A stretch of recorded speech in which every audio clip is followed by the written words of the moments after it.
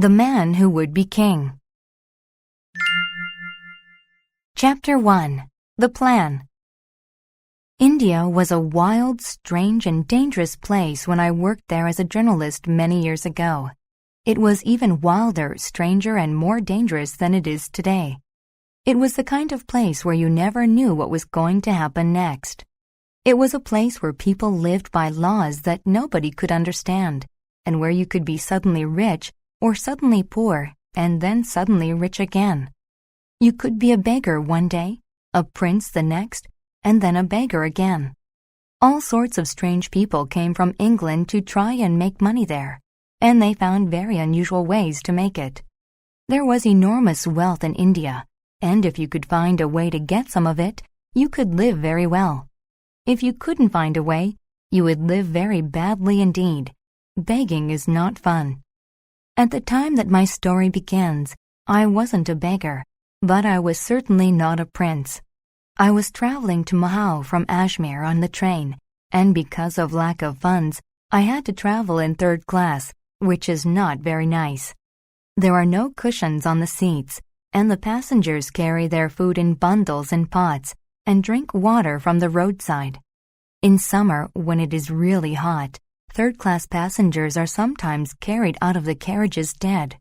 I was the only person in the carriage until we reached Nazirabad, when a huge Englishman in shirt sleeves came in and began to talk to me. He was also a traveler, and we shared stories of our past adventures. He then wondered how he could send a telegram to his friend, who was in Ajmer, because he only had enough money for his dinner. I had no money at all, and although I would be paid when I reached Mohau, there was no telegraph office there, so I was not able to help him. "Did you say that you would be traveling back along this line soon?" asked my big friend. "In about 10 days, I replied. "Can't you make it 8? My business is urgent." "I can send your telegram for you in 10 days' time if that will help you," I said. My fellow passenger thought about it for a moment. "My friend is traveling from Delhi to Bombay on the 23rd, so I don't think the telegram will reach him in time, but perhaps there is another way. He will pass through Marwar Junction early in the morning of the 24th, and you might be returning through there at about that time. Do you think you could be there to give him a message? If I don't tell him where I am, he won't know where to go." I thought that this might just be possible.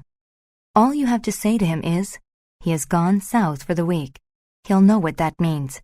He's a big man with a red beard, and he'll be asleep in a second-class carriage.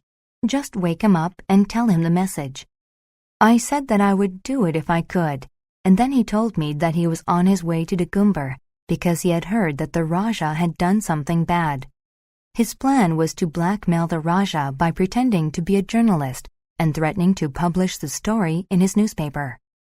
People like him generally lived a hard life and died suddenly. I kept my promise and was at Marwar Junction on the 24th. I found the red-bearded man in a second-class carriage, woke him up, and told him the message. "I am to tell you that he has gone south for the week." The red-bearded man rubbed his eyes. "That's just like him. Did he say I was to give you anything? I won't." I told him that he did not have to give me anything, and I watched the train pull away from the station. I didn't want the two men to get into trouble in Dagumbar, so I described them to the authorities. This prevented them from entering Dagumbar at all. I got a job at the newspaper office, where we reported all the important events from Europe as well as India. Kings died, wars began and ended, politicians made speeches, and ladies had afternoon teas. During the hot summer, the only things that happen in India happen in the hill towns, where it is cooler, and nobody comes into the office where I work. One hot summer Saturday night, I was in the office alone, waiting for a telegram about a sick king so that the paper could be up to date with the news before it was printed. It was a very black night, with a westerly wind blowing in hot air from the desert. I was surprised to see two men wearing white clothes come into the office, and when they saw me, they laughed. One was the man I'd met on the train, and the other was the red-bearded man to whom I'd given a message. I asked them what they wanted. "We'd like to talk to you for half an hour," said the red-bearded man, "and ask you for some advice," We think you owe it to us because you stopped us from going to Dagumber." I invited them to sit down, and they introduced themselves. "This is Peachy Carnahan," said the red-bearded man, pointing to the other. "And I am Daniel Dravat, and we have been most things in our lives, including soldiers, sailors, proofreaders, photographers, street preachers, journalists, engine drivers, and so on. But we think India is not big enough for us." They were certainly too big for the office. Dravat's red beard filled half of it, and Carnahan's shoulders filled the other half.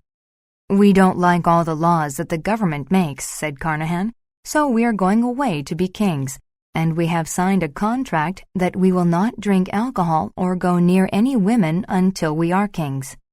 It is alcohol and women that give us most trouble and stop us from getting ahead." I thought they had been out in the heat and were affected by the sun, but they were serious, and Carnahan continued to tell me their plan. "There's a place to the north of India called Kafiristan, where no Englishman has ever been, and where the people are always fighting each other. We will teach one of the tribes to have a proper army, and then overthrow the king and take his place and establish a dynasty." "You'll never get there," I said. "No Englishman has ever crossed Afghanistan because of its wild mountains and even wilder people." Despite my warning, they wanted to look at maps. So I gave them some, as well as an encyclopedia and some other books, so that they could read about Kafiristan. I sat and smoked and watched them for a while and then went home, leaving them with the books. "Come to the market tomorrow," they said as I left, "and we will say goodbye to you then."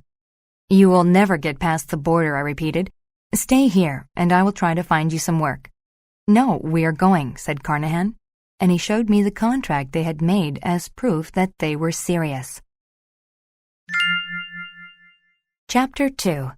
To Kafiristan and Back. I went to the market the next day. It was a place where all the nationalities of Central Asia come, as well as people from all over India, and where you could buy ponies, precious stones, cats, sheep, and hundreds of other things, many of which don't even have names in English. A priest approached me, carrying a child's toy, and his servant walked behind him, carrying a heavy basket full of children's toys. Everybody laughed at them, and a horse trader told me they were mad. He is going to Kabul to sell the toys to the Amir, but I think that he will have his head cut off. "God protects the mad," said an Uzbek, "and they always bring good luck." The Uzbek shouted to the mad priest, "Where do you come from?" "I come from Rome, blown by the breath of 100 devils across the sea. Listen, all you liars and thieves. Who will take me north to help me sell these magic toys to the Amir? God will protect you if you protect me." A trader from Usufzai told him there was a caravan leaving from Peshawar in 20 days, and that he was welcome to join it. The priest and his servant leapt onto their camels. As they left, the priest turned to me and invited me to come a little way along the road with him, promising to give me a ring that would make me the king of Kafiristan. Suddenly, I understood, and I followed the priest and his servant out of the market. When we reached the open road, the priest spoke to me in English. It was Dravat. Carnahan was his servant, and they had 20 of the best rifles that money could buy, with ammunition for them, hidden under their basket of toys. They both shook hands with me and said goodbye, and I watched the camels go down the road. I was certain that I would never see them again, because their plan was insane and full of danger. 2 years passed. Lots of things happened in those 2 years, and all of the important ones were recorded in our newspaper. Kings died, but the daily work in our office remained the same. On another one of those hot, dark nights, I was again sitting alone in the office, waiting for some news to come by telegram, when a strange creature crept into my room. It was a man, but his head was sunk between his shoulders, and he shuffled along like a bear. He was dressed in rags, but he called out my name and told me that he had returned. "Give me a drink," he croaked. "Don't you know me? I am Peachy Carnahan, and I was the king of Kafiristan, together with Daniel Dravat, and you have been sitting here all that time." I was more than astonished and said so. We were real kings, with crowns on our heads. Poor Daniel, He would not take advice, though I begged him. I gave him a whiskey and told him to stay calm and tell me his story slowly. "I am not mad," he said, "but you need to look into my eyes, or I will forget." I saw his hands, and they were like bird claws, with a strange scar on the back of each. Then I looked into his eyes. "You left the market on your camels with Dravat dressed as a mad priest, and you were his servant. Can you remember that?" I asked. "Yes, and we joined a caravan, but we left it before Jagdalak, because we heard that the roads to Kafiristan were good from there. We dressed in all sorts of strange clothes. Dravat burnt off half his beard and shaved his head into strange patterns. We went into the mountains, which were tall and black, and they always fought each other." I looked at him strangely and said to him slowly, "Here, have another glass of whiskey."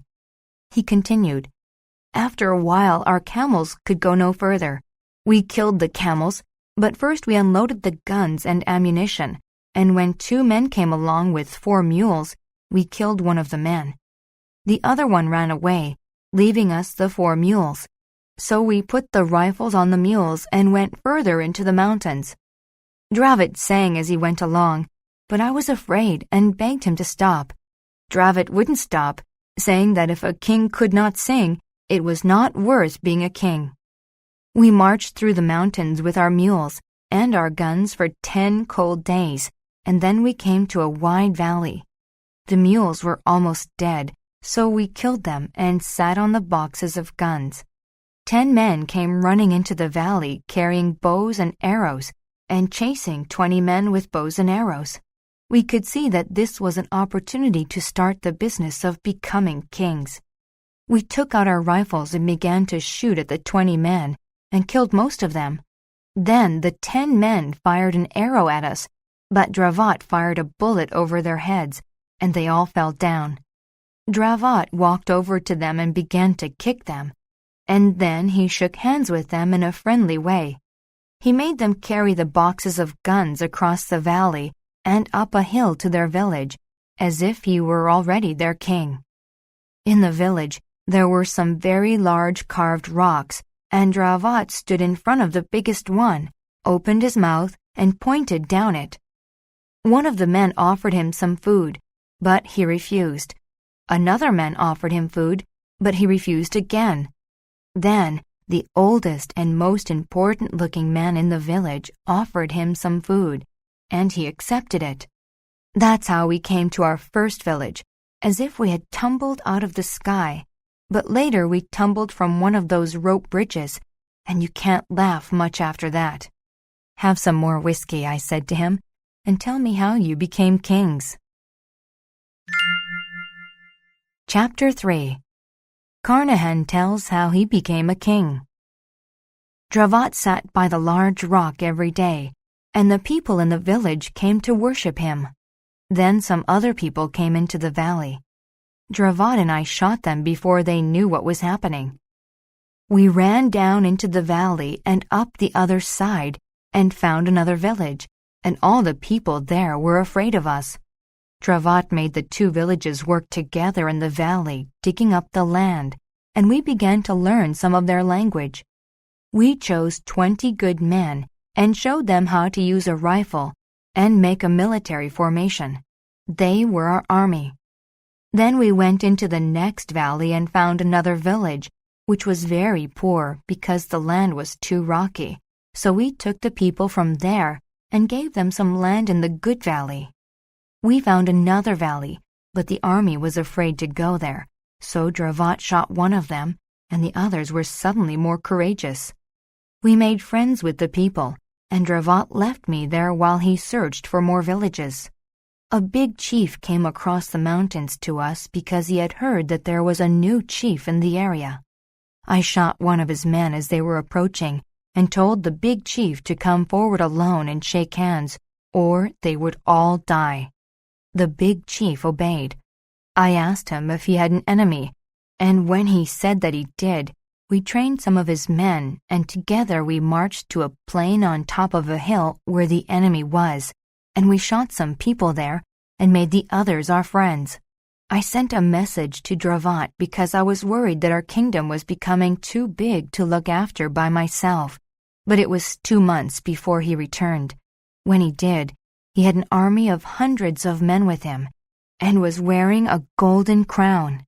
He was very excited because the people all thought that he was a god, descended from Alexander the Great and Queen Semiramis, and they thought I was his younger brother and also a god.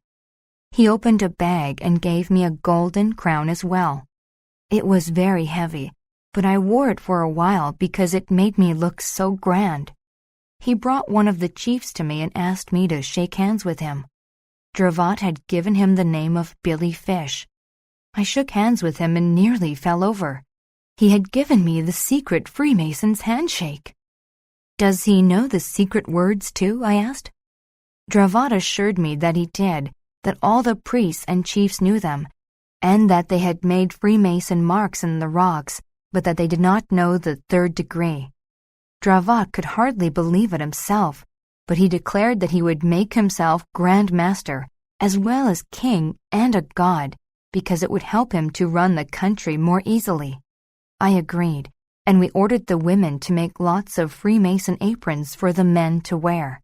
Then we held a meeting, where we told all the people that we were gods and descendants of Alexander, as well as Grand Masters, and that we had come to make Kafiristan a place where everyone could live happily and in peace.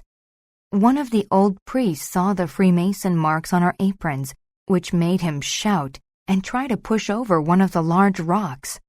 It was very frightening because I thought he was going to reveal that we were frauds. But when he and his friends pushed over the stone and cleaned the bottom of it, we could see the ancient Freemason mark on the stone. It was exactly like the one on our aprons. The old priest fell to the ground and kissed Dravat's feet. It was a miracle, or as Dravat said, luck. After that day, we had no trouble convincing the villages to stop fighting each other and to form an army to protect themselves against people from places further away. We worked very hard for the next 6 months, teaching the people about farming and helping them to build rope bridges across the deep ravines. We trained the army, which became quite large, and settled complaints and disputes with the help of Billy Fish and some other chiefs. Then we took some of the gold and valuable gems that were in the country, and I took them to the Gorband country, where we bought 100 more rifles and ammunition and gave them to the army. I was very busy training the army, and Dravat did most of the other work of kingship. He was becoming so excited that he started talking about establishing an empire rather than just a kingdom. He reckoned that there were about 2 million people in his kingdom, and he could have an army of 250,000 fighting men who would help England protect India if the Russians ever decided to attack. He was sure that Queen Victoria would be grateful. His plans became grander and grander, and he decided that he needed more men to help him run the country, insisting that they had to be clever and wise and to have skills that I did not possess. I was angry when he said this, because I knew he thought I was not wise or clever enough to help him. However, he told me that I was still a king and that half the kingdom was mine, and that the man he needed had to be cleverer than either of us because the kingdom was now so large. Then he told me something else that he wanted to do, but this time I could not agree with him at all. Chapter 4. Kings, Gods, and Men. "Winter is coming," said Dravat, "and nothing much will happen then because it is too cold. So I am going to get a wife, and I think you should too." "I don't think it is a good idea," I replied. "We still have a lot to do. Remember all the trouble that women have brought us in the past? We made a contract." "But the contract was only until we became kings, and we have been kings for many months now. We should both have nice, young, healthy girls to keep us warm in winter, and we can take any one of them that we choose, perhaps even more than one, because we are kings. I'm staying away from women until we are a lot more settled than we are now. I haven't forgotten the trouble they made for me when we were living in Mughal Street in Bengal. But this will not be a Bengali woman. This will be a queen. I warned him that could only lead to trouble. Don't do it, Daniel. I will do it, he said, and walked away from me.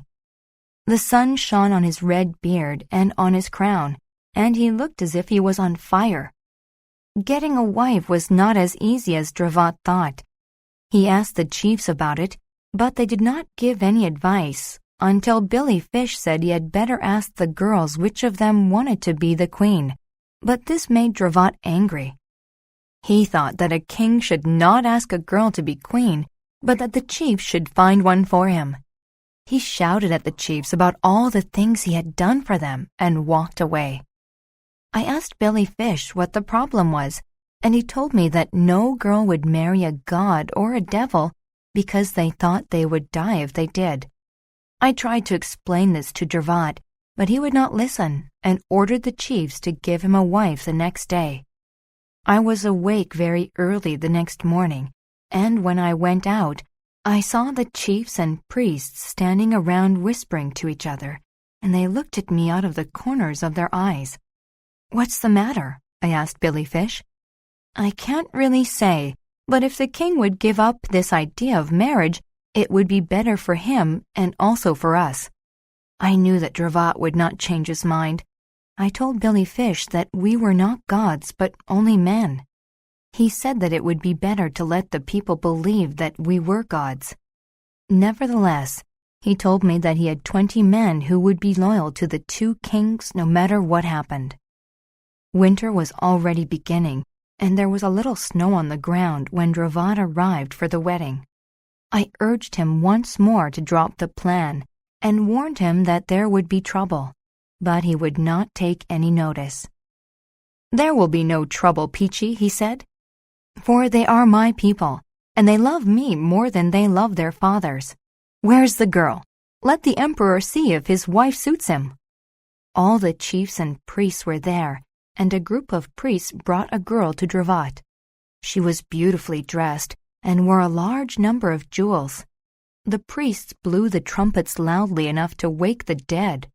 The girl looked back at the priests as she came toward Dravat, her face as white as death. "She'll do," said Dravat. "Come and kiss me, girl. You don't need to be afraid." He put his arms around her, and she closed her eyes and put her face into his red beard. "She's bitten me!" exclaimed Dravat, putting his hand on his neck where her teeth had broken the skin. His hand had blood on it, and the priest began to howl. "Not a god, not a devil, but just a man." Billy Fish pushed us both to where his loyal 20 soldiers were, just as the army attacked. The loyal 20 tried to protect us, but the army had too many people in it now, and we had to run. Dravat blamed me for not keeping the army under control, and called me every bad name under the sun. "We cannot escape," said Billy Fish, "because the priests will be telling everybody in the valley that you are not gods or devils, but just men. I am a dead man." He fell to the ground and began to pray. We got away from the village, but only 6 of the 20 men were still alive. It was very steep country, and when we came to a village, the people there began to shoot at us because they had already received the priest's message. A bullet hit Dravat in the leg, and this woke him up. "It is my fault, Billy Fish. You get away from here and save yourself. And you go too, Carnahan. They may not kill you." But Billy Fish would not leave us, and I would not leave Dravat either. We told the last 6 men that they could run, and they did. Then Dravat, Billy Fish, and I walked to the village, where trumpets, drums, and horns were making a lot of noise. It was very cold up there, and I have a lump of that cold in the back of my head right now. I realized that Carnahan's story was almost at an end. "What happened after that?" I asked him. "They took the 3 of us without making a sound. I shot a few of them, but they did not care. The others closed in around us, and I could smell them. They cut Billy Fish's throat as if he were a pig. Then they took the king and made him walk to the middle of one of his rope bridges. They cut the ropes of the bridge, and the king fell into the ravine, and I saw his body on the rocks below, with the golden crown next to it. They took me to some trees and nailed me to the trees with wooden nails through my hands and feet, but I didn't die. They took me down the next day and let me go. "Sir, you knew Daniel Dravat," he cried out. "Would you like to see him now?" He reached into his loose clothes and brought out a bag, from which he pulled a red bearded head and a golden crown, which he placed gently on the head. I shuddered, for it was strange to see the head of a man you had once spoken to when he was alive. "I must go now," Carnahan said quietly. I gave him a bottle of whiskey and a little money, put him in my carriage, and drove him to a hospital.